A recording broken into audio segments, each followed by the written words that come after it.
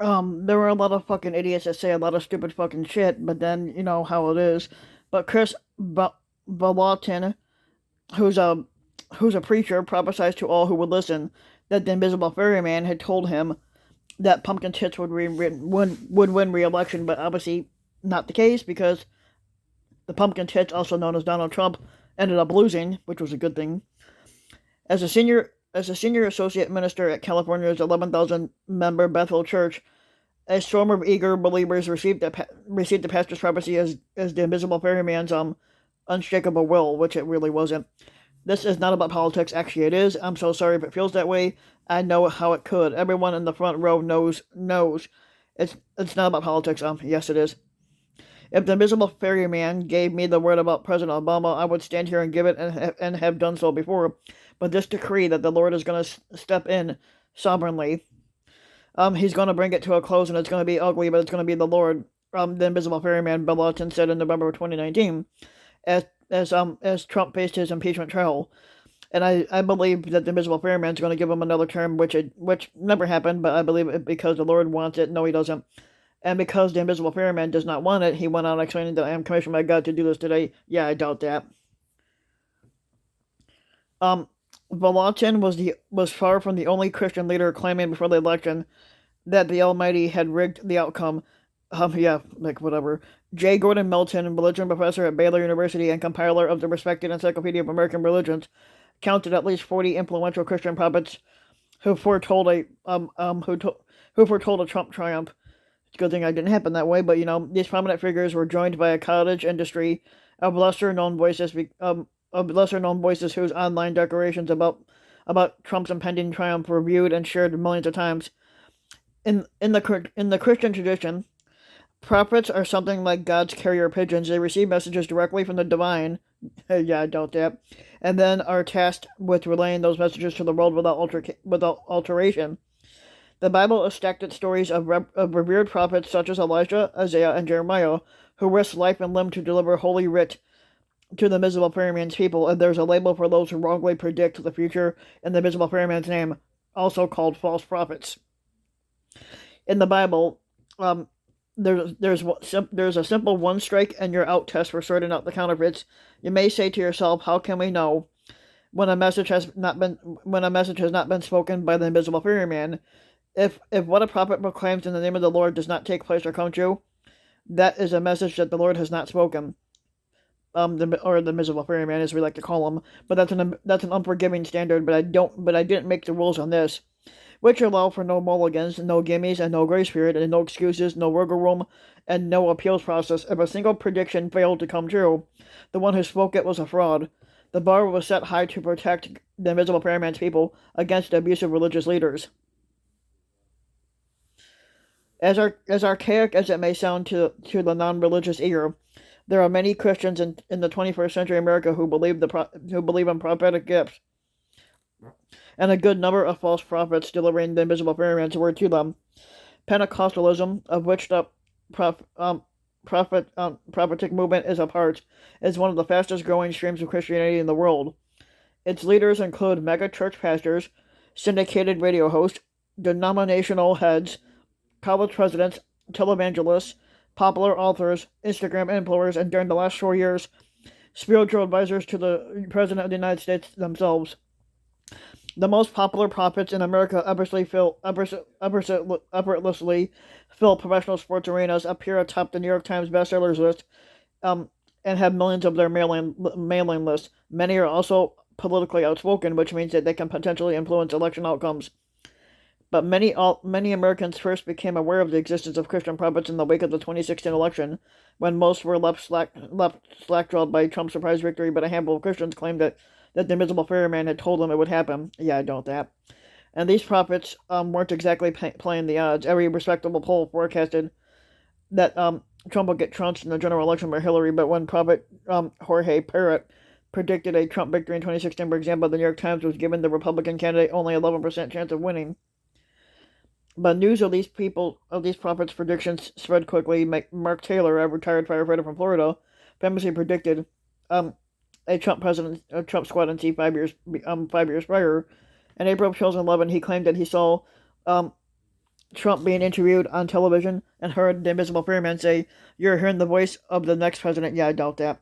His account of these events became the inspiration for the best-selling book, The Trump Prophecies, and subsequent film that was released in more than 1,000 theaters nationwide. Stories like Taylor's and Parrots were like catnip to the prophetic community by 2020. Dozens of Christian foretellers were declaring that the Invisible Fairy Man told them that Trump would secure a second term, which is funny that he didn't. But Los Angeles megachurch pastor Sean Bowles prophesied that Trump would win by the Invisible Fairy Man's hand, and that the now departed commander in chief would exhibit more boldness in the second term. Yeah, I doubt that he didn't get a second term, and that's a good thing he didn't. Pink-haired prophetess Kate Kerr declared by YouTube that the Invisible Fairy Man had transported her to heaven in order to personally tell her of Donald Trump's re-election, which she said would make America greater than ever. Yeah. It took him 4 years to destroy America. So yeah. Kerr admitted that the dumbass Pence would also win 2 terms as president, as would Pence's future running mate. Yeah, I doubt that too.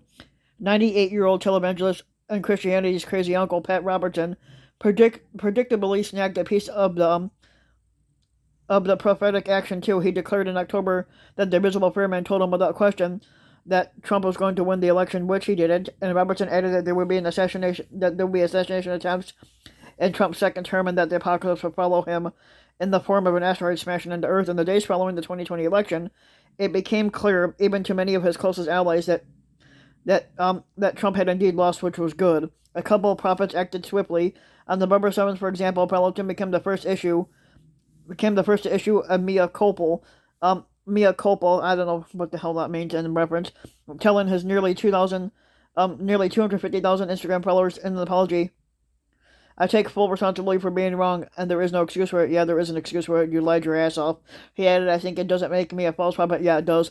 But it does create a credibility gap. Belton then deleted his apology, explaining that it appears that there was a significant amount of discrepancy in the process, only to repost it after the January 6th attack on the Capitol, and that's quite the credibility gap. Others held out hope that somehow Trump would find a way would find a way to win in order to save America's future. Yeah, he destroyed America's future, not saving it. Not to mention their public reputations. Who can forget the video of televangelist Kenneth Copeland's sinister laughter and mockery of those who believed that Biden had actually won, like his attempt to exhale the coronavirus into oblivion. The level of delusion was hard to comprehend. By the time the clock struck noon on January 20th, the moment of reckoning had arrived. When President Joe Biden was sworn in as the 46th President of the United States, these prophets' predictions became verifiably false, and there was no more room for debate. At that moment, those who had uttered countless untrue predictions in the Invisible Fairy Man's name had become false prophets. And that was no surprise to me, as someone who has closely studied American Christianity and evangelicalism in particular. And for one thing, many of these prophets aren't living in caves and deserts like their biblical forebears. Paula White and Sid Roth have estimated net worths in the millions, and Kenneth Copeland is estimated in the hundreds of millions. Others own private jets, luxury vehicles, and opulent mansions. No wonder the Jewish prophet Micah warned against those warned against those prophets who tell fortunes for money, and the Jewish prophet Jeremiah warned of those who proclaim delusions to speak visions from their own minds and not from the mouth of the Invisible Fairy Man. But today, Christian prophets blending of religion and nationalism reminds me of the essay the late Jewish scholar Martin Buber had wrote after false prophets fled Nazi Germany to teach at Hebrew University in Jerusalem. The false prophets are not godless. They adore the Invisible Fairy Man of success, Buber wrote. It does sound familiar, doesn't it? The true prophets know that little bloated idol. The true prophets know that little bloated idol that goes by the name of success through and through.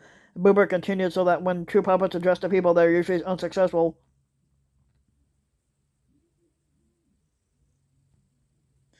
But everything in the people that crave success opposes them. In the Bible, by contrast, the Jewish prophets typically declared divine judgment, not prosperity. As H.W. Wolf noted in his respective book Competitions with Prophets, the false prophet makes things easier for his listeners. But for many modern prophets, the election was not their first miss. Pastor Sean Bowles, for example, admits that he once told a family that a member who had been diagnosed with cancer would survive, but she died months later. Last February, he said that the Invisible Fairy Man had revealed to him that the end of the coronavirus pandemic was imminent, and the tide is turning now, he declared. And let's not forget Pat Robertson, who predicted in 1976 that the world would end in 1982, and then he made the same prediction in 1990, and also in 2007, and the world's still here. But yet the world is still spinning, and Robertson is still broadcasting. Perhaps these prophets misheard the Invisible Ferryman, or perhaps the Invisible Ferryman told them one thing and then changed his mind, or perhaps these prophets told people that they wanted to hear what they wanted to hear and what they hoped would come true, and then even deceiving themselves in the process.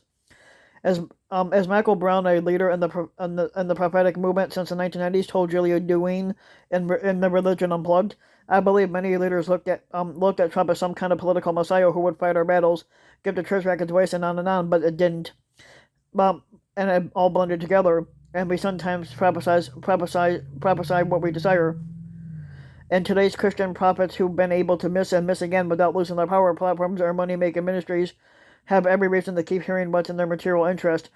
The only way to protect ourselves from these false prophets is to return to the Bible's ancient standard, one failed prophecy, and you're out of business. But yeah, I don't know how that works, but because I don't read the Bible, because it's basically the Bible is a bunch of made-up bullshit.